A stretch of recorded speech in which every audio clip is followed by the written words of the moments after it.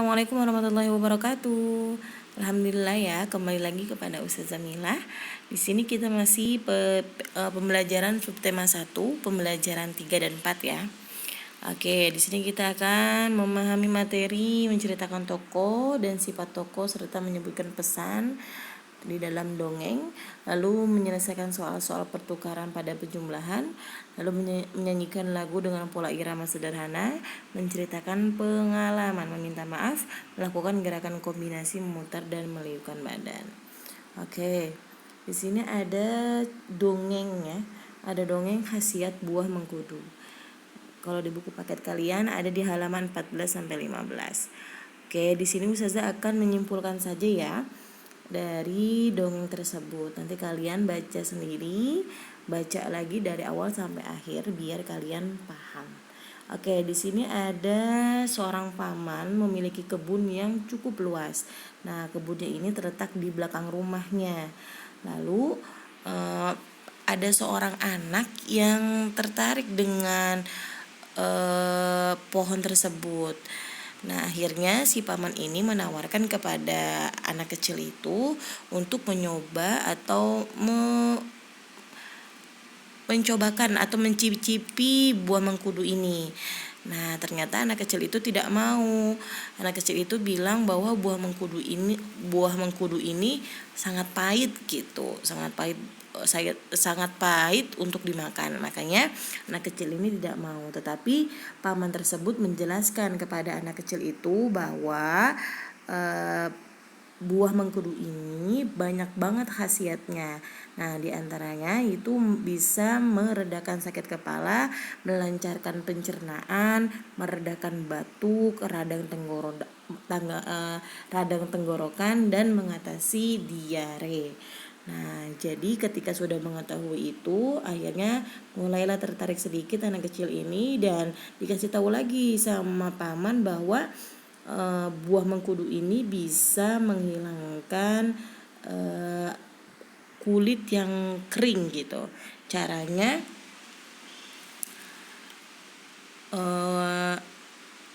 buah mengkudu itu yang sudah masak digosok-gosokkan ke tangannya, lalu dibersihkan dengan air yang bersih. Nah, nanti kulitnya akan tidak kering lagi gitu, salah satunya ya. Nah, setelah dikasih tahu oleh paman dengan khasiatnya buah mengkudu ini, ternyata banyak sekali kata anak kecil itu khasiatnya. Nah, akhirnya anak kecil itu meminta maaf kepada paman bahwa dia sudah berburuk sangka dengan buah mengkudu itu ya. Nah, pesan moralnya atau pesan dari dongeng tersebut bahwa kita tidak boleh berburuk sangka terhadap manusia, makhluk hidup seperti hewan atau tumbuhan dan yang lainnya. Jadi kita tidak boleh melihat orang itu dari luarnya saja ya. Nah, di balik itu pasti orang tersebut mempunyai keahlian atau kelebihan yang lainnya. Seperti ini. Jadi anak kecil itu dia sudah berburuk sangka sama buah mengkudu. Ternyata setelah dikasih tahu oleh paman bahwa khasiatnya itu sangat banyak, bisa menolong manusia. Seperti itu ya. Nah, ada lagi cerita atau dongeng kaktus yang suka menolong. Nah, di sini juga dongeng ya. Nanti kalian baca, ini seru nih. Ustazah sudah baca, nanti kalian juga ikut baca ya di dongeng tersebut. Kaktus yang suka menolong. Nah, di sini ada pinus, ada bunga mawar, ada bunga matahari, ada bunga mawar. Ini adalah ada kaktus juga ya. Di sini adalah tokoh yang ada dalam dongeng tersebut. Nah, singkat cerita di sini bahwa lanjut dulu ya. Siapa saja tokoh dalam cerita tersebut nanti ada di halaman belakang. Kalian nanti baca dulu cerita ini.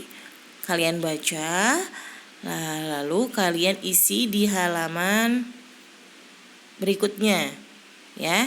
Siapa saja tokoh dalam cerita tersebut, bagaimana sifat para tokoh tersebut, tuliskan dalam tabel berikut. Nah, setelah kalian baca dongeng tersebut itu, kalian tulis nih nama tokohnya. Dalam dongeng tersebut tadi ada siapa saja. Ada bunga mawar, ada bunga matahari, ada pinus, ada kaktus ya. Nah, dari 4 tokoh ini atau nama tokoh ini sifatnya kan berbeda-beda tuh tadi. Misalnya kalian sudah baca cerita itu, sifatnya berbeda-beda. Nah, bunga mawar sifatnya itu sombong. Bunga matahari sifatnya baik hati, pinus baik hati, dan kaktus baik hati dan pemaaf. Nah, bukti percakapan dari cerita tersebut apa kalau bunga mawar itu sifatnya sombong. Nah, bukti percakapannya di situ bunga mawar mengatakan tidak ada yang dapat mengalahkan keindahanku di hutan ini. Nah, di sini kan menyatakan bahwa bunga mawar itu sombong.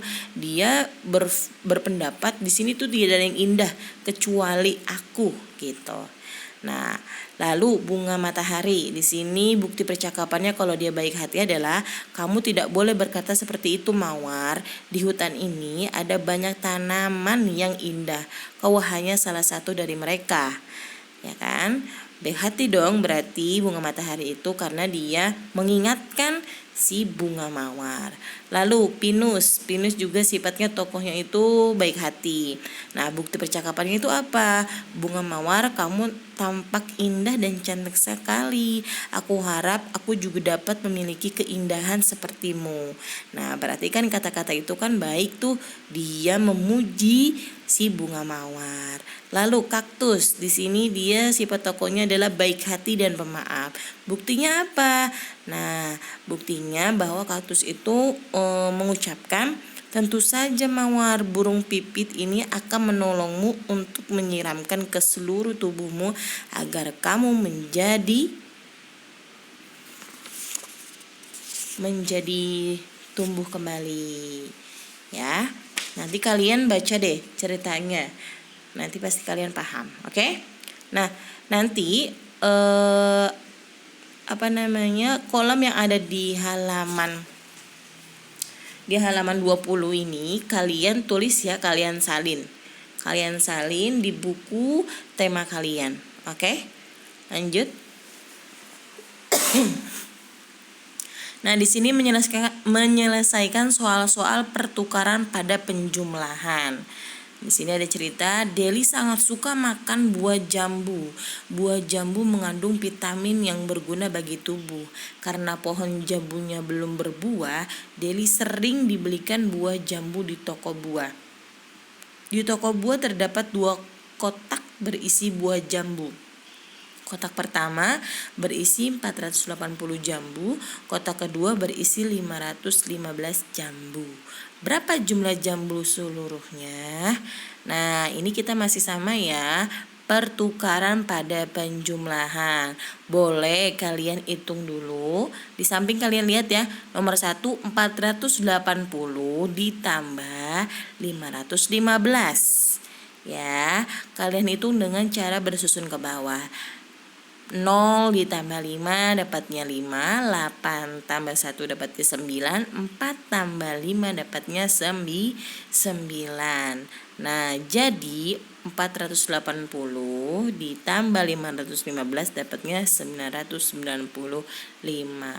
Boleh kalian mau hitung misalnya 515 dulu, lalu ditambah 480. Hasilnya tetap sama, 995. Mau kalian 480 dulu baru ditambah 515 atau 515 mau ditambah 480, itu hasilnya tetap sama. Disebutnya pertukaran pada penjumlahan. Oke, bisa dipahami ya, Nak? Lanjut. Di sini menyanyikan lagu dengan pola irama sederhana. Kemarin sudah Ustazah jelaskan waktu hari Senin, ya. Di hari Senin itu kalau nadanya keterangan tanda bintang itu dengan tepuk meja ya. Lalu kalau bulat warna hitam kecil itu dia dengan tepuk tangan. Nah, di sini ada lagu Lihat Kebunku ciptaan Ibu Sud ya. Setiap lagu memiliki pola irama. Irama merupakan pengulangan ketukan secara teratur menurut pola tertentu dalam sebuah lagu. Lagu yang dinyanyikan dengan irama yang tepat akan enak didengar. Coba buatlah pola irama menggunakan tepukan tangan atau bersenandung untuk lagu berikut. Kalian boleh nih nanti nyanyinya sambil tepuk tangan ya. Oke, nanti kalian coba ya. Sudah tahu kan lagunya Lihat Kebunku? Oke, lihat kebunku penuh dengan bunga. Ada yang putih dan ada yang merah. Setiap hari ku siram semua. Mawar melati semuanya indah. Nah, nanti kalian tambahin iramanya dengan tepuk tangan. Oke? Lanjut. Nah, di sini menceritakan pengalaman meminta maaf. Nah, siapa di sini yang selalu minta maaf ketika melakukan kesalahan? Oke, itu adalah salah satu perbuatan yang sangat baik, sangat terpuji. Ya, jadi kalian nih Ustazah ingatkan, ketika kalian melakukan apapun, kesalahan sekecil apapun, menjatuhkan pulpen orang atau pulpen bunda, pulpen ayah, apapun itu bendanya yang bukan punya kalian, terus terjatuh tidak sengaja, maka ucapkanlah mohon maaf gitu, atau maafkan aku gitu ya. Apapun itu ya. Jangan pernah malu untuk mengucapkan permintaan maaf. Oke? Bisa dipahami ya. Jadi pengalaman meminta maaf itu adalah merupakan perbuatan yang sangat terpuji. Di sini juga ada cerita bunga mawar berani mengakui kesalahannya kepada kaktus. Bagaimana denganmu? Pernahkah kamu melakukan kesalahan kepada orang lain? Kamu pasti pernah melakukan kesalahan baik yang disengaja maupun yang tidak disengaja. Apa yang kamu lakukan setelah menyadari bahwa kamu telah melakukan kesalahan? Apakah kamu meminta maaf? Seperti yang telah kita pelajari pada pembelajaran sebelumnya bahwa manusia tidak dapat hidup sendiri. Kita hidup saling membutuhkan. Kadang kita juga berbuat salah kepada orang lain walaupun perbuatan itu tidak disengaja, tetapi orang lain mungkin merasakan kerugian. Oleh karena itu, meminta maaf perlu dilakukan. Mengucapkan maaf memerlukan keberanian dan kebesaran hati. Kita sebaiknya mengakui bahwa kita berbuat kesalahan terlebih dahulu. Setelah itu kita ucapkan permintaan maaf. Jangan pernah merasa malu untuk meminta maaf. Jika kita berani meminta maaf, orang lain akan menghargai kita. Orang yang mau mengakui kesalahannya dan meminta maaf adalah orang yang hebat. Saat meminta maaf, lakukan dengan tulus hati. Jika orang meminta maaf kepada kita, maafkan dengan ikhlas. Kalian juga harus berjanji di dalam hati untuk menghindari melakukan kesalahan yang sama. Tuh, seperti itu sayang, benar kan? Bahwa meminta maaf itu adalah sesuatu perbuatan yang hebat. Nah, kalau kalian meminta maaf juga kalian harus ikhlas, harus tulus gitu, dan berjanji bahwa tidak akan mengulangi perbuatan tersebut lagi. Oke, bisa dipahami ya. Nah, nanti juga yang di kolom ini kalian isi juga ya. Ceritakanlah pengalamanmu saat meminta maaf. Kalian misalnya nih pernah melakukan perbuatan apa, lalu kalian di situ mengucapkan maaf atau tidak. Nanti ditulis ya di kolom ini ya sayang, di tabel ini ya. Oke. Nah, melakukan gerakan kombinasi memutar dan meliukkan badan. Oke, kemarin juga di hari Senin kita sudah meliukkan badan ya, kita sudah bergerak-gerak. Nah, ini juga sudah ada gambar meliukkan badan dan juga ada video. Oke, kalian bisa mengamatinya ya.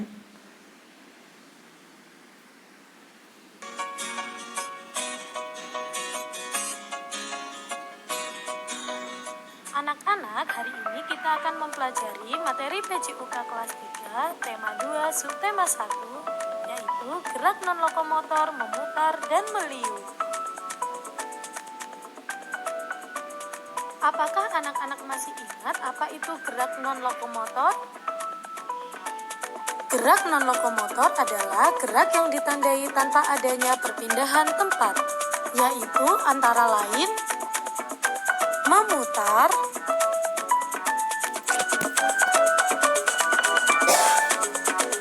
berjongkok, membungkuk, menekuk, mengayun,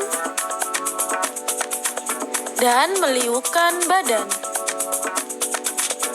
Ayo kita lakukan gerakan berikut. Gerakan memutar badan. Gerakan ini diawali dengan sikap berdiri tegak. Kemudian taruh tangan di pinggang. Putar badan ke arah kanan dan kiri. Berikut adalah contoh gerakan memutar badan.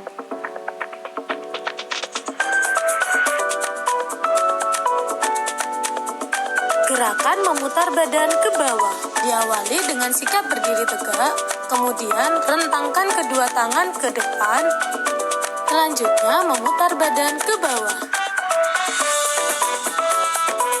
Berikut adalah contoh gerakan memutar badan ke bawah. Gerakan memutar badan ke kanan dan ke kiri bawah. Sentuhkan tangan kiri ke kaki kanan, begitupun sebaliknya.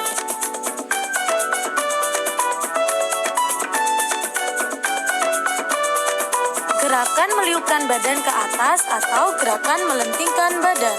Contoh gerakan melentingkan badan seperti video berikut ini.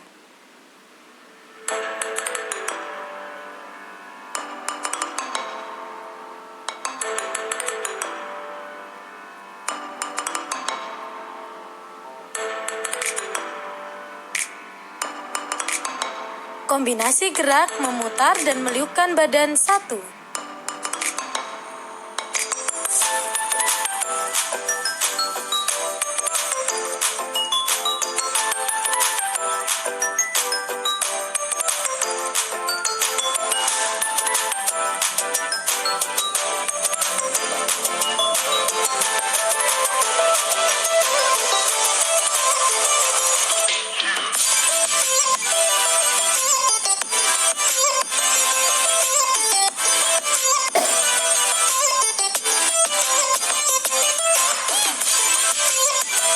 Ayo kita lakukan gerakan selanjutnya. Gerakan memutar lengan. Diawali dengan badan berdiri tegak, rentangkan tangan ke samping, kemudian putarlah tangan ke depan 3 kali dan ke belakang 3 kali. Gerak kombinasi memutar dan meliukkan badan 2.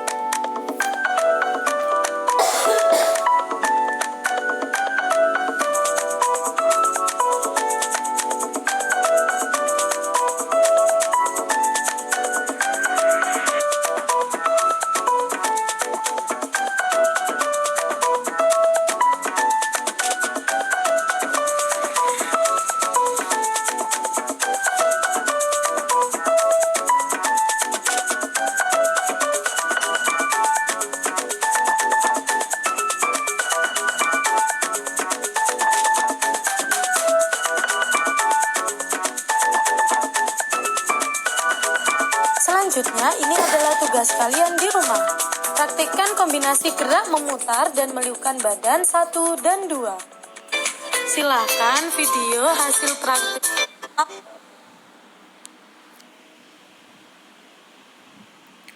Oke, itu adalah salah satu contoh video gerakan kombinasi memutar dan meliukkan badan. Oke, alhamdulillahirobbilalamin, telah selesai materi yang Ustaz sampaikan untuk hari ini. Tugasnya untuk hari ini yaitu kalian mengerjakan soal yang ada di halaman 17 ya. Kalian kerjakan di halaman 17. Kalau yang tadi juga itu diturunkan yang di halaman sebentar. Tadi di halaman 20 kalian turunkan PowerPoint yang ada di video ini, kalian turunkan di halaman 20. Lalu kalian juga isi di halaman 21 ya, yang ceritakan pengalaman kamu saat meminta maaf. Oke? Ustazah tunggu tugasnya. Tetap semangat sayang. Kurang lebihnya mohon maaf Ustazah. Wassalamualaikum warahmatullahi wabarakatuh.